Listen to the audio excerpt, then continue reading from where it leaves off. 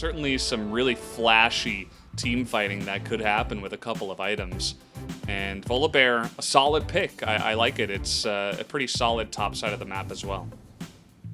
Yeah, it gives them some frontline that they wouldn't have if they decided to go with something like a Camille, which would have almost showed their hand as far as playstyle. 1-3-1 would, of course, be what they'd be looking for there, and maybe the 3 not going to be strong enough to hold back T1. So I don't mind this.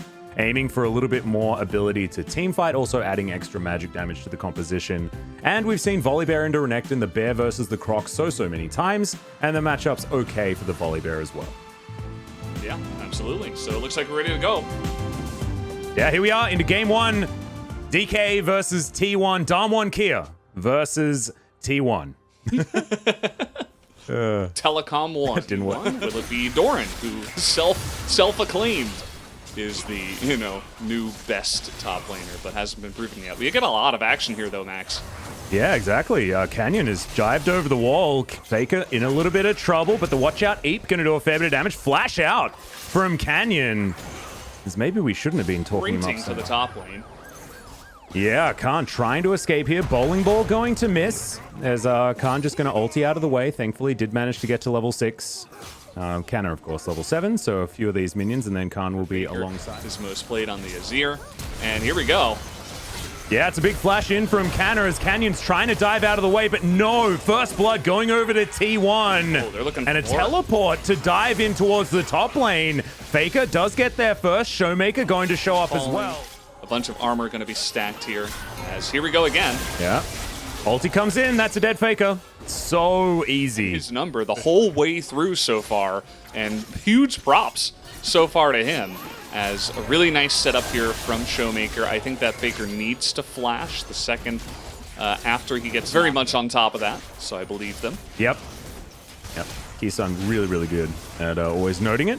Jonah strong as well, big shout outs, but now the Drake is getting taken down very low. Teleports coming through for everyone. Ellen locks down the dragon, that's their second. Headbutt polebomb to only one, but Ellen's taking so much damage. Goes into the stopwatch, and Khan is just eradicated so early. Unfortunately, Faker doesn't find too much with the ultimate, but Gumayushi's there with the quadra kill. Make it a penta in the first team fight of the game. Oh man, Gumayushi just popping off. He's got people running at him from all different directions, and he just shuts them down one by one. A massive victory in the team fight there, going the way of T1.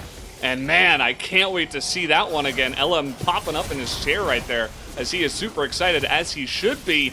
You see that Dom and Kia are like, okay, we gotta fight this, we gotta get in there. Smite win starts to LM. More victories for him in the jungle matchup. Khan gets way too ahead of his team, and then Dom and Kia say we gotta commit anyway, but they're so far behind in this fight that it doesn't matter. It turns into a slaughter fest, a meat grinder here for the Aphelios, who is protected the entire way and is just able to essentially stand there like a turret and take down every single player as they all go crazy. Yeah, they all lose their minds, and Faker's just chilling in the middle there. This could be madness, as it didn't go so well last time, but Showmaker off on the flank. Beryl looking to try and get into position, as there's the Emperor's Divide very early in the fight this time around from Faker. Using it defensively, half the health bar now on the Dragon as Ellen going down relatively low. Showmaker, they're trying to turn on him. Flash forward from Canna, and he gets taken down so low. Ulti to try and get out, but he's not going to be able to, as Damwon just sneak away the Dragon. But it's not exactly the biggest prize, and they have to try and get out. They're trying to get pincered out, though, here from T1, as Canna, slice, dice, trying to get on in there. Stuns up the Volibear, who ults himself to relative safety. Ghost trying to get some damage down, but extraordinarily quickly. Showmaker just clearing out of control. What it looks like Damwon don't even want to fight for this one, as Canyon couldn't get himself into smite position. Khan gets played back, and there's the pickup. The Samira unable to do anything as Showmaker decides that he needs to try and start a fight, and Gumayushi flashes away from Beryl. He'll just solo out the cow, and now they're looking for more. Carrier, flash, flay. Faker looking for some damage, but not quite able to get there. Carrier, he can get over, and he's got a lantern for Faker to follow. The kitty cat can't escape the pigeon. Some revenge for the birds as Faker is able to take him down. Many, players popping off in a big way here on the side of T1 so far. Well, speaking of Canna, he's gonna have a lot of friends here soon. Sorry, Khan, as of course Kana has the friends delivered to help him out, and this is a very, very scared volley bear. Yeah. Is this game just gonna last another 10 seconds as Damwon Kia do make it back? They've pushed out these waves pretty successfully, but you can see T1 just trying to brute force it. Ghost is going to eat that Moonlight Vigil. That may help them. As now Elam off to the side. Now the flash headbutt pulverize does come in. Showmaker not able to quite create enough distance with the ultimate though, as Ghost hasn't got into the fight yet, and unfortunately T1's wallets are way too heavy. The second Nexus turret will go down, and the Nexus will indeed follow. Damwon Kia put back in their place after being right on top of the mountain for so long, and now they're gonna have to reclimb it once more. Unbelievable. Early pentakill did do the most damage. Faker as well being able to do a lot, but you can see Canyon, he was trying. A lot of those spears were trying to get in there, but unfortunately this team, if it doesn't get off the ground, it really doesn't feel like it goes anywhere.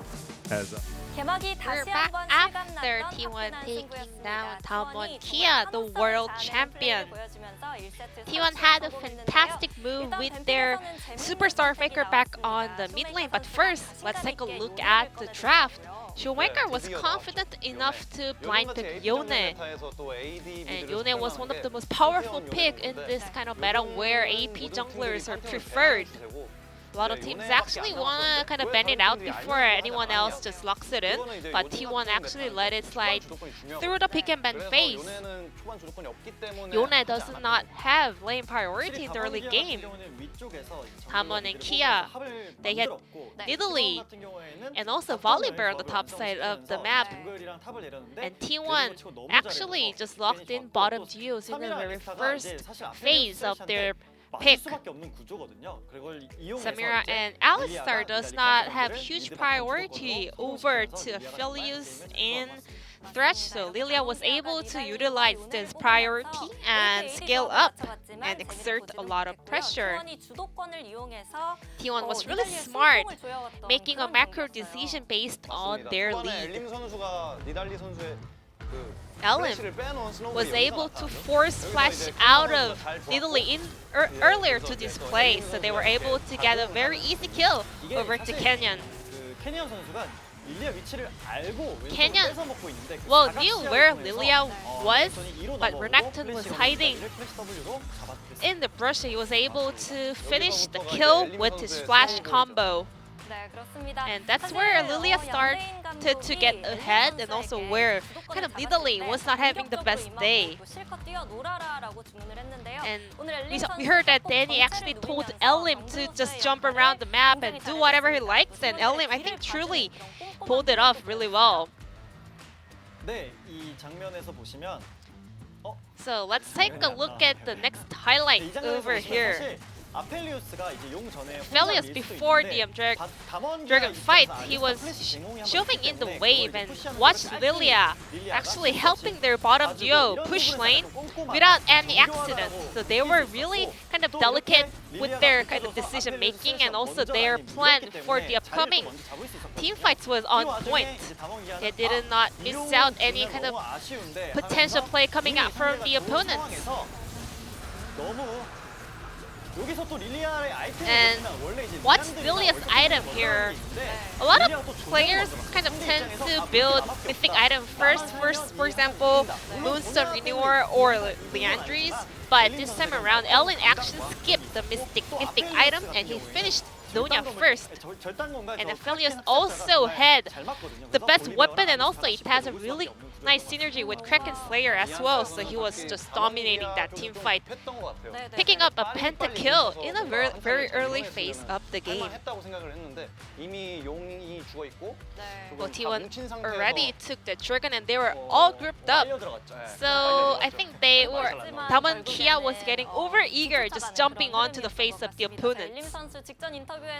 Elim in the previous interview actually said he's gonna show what he's got, so let's check out whether he also managed to pick up the POG. And yes, he did, and this is the second POG of the split already. A well-earned POG going over to the jungler on the side of T1. He was able to kind of force a lot of pressure over to Canyon, actually the world's MVP. And Lilia just set it up everything in the perfect angle all throughout the game.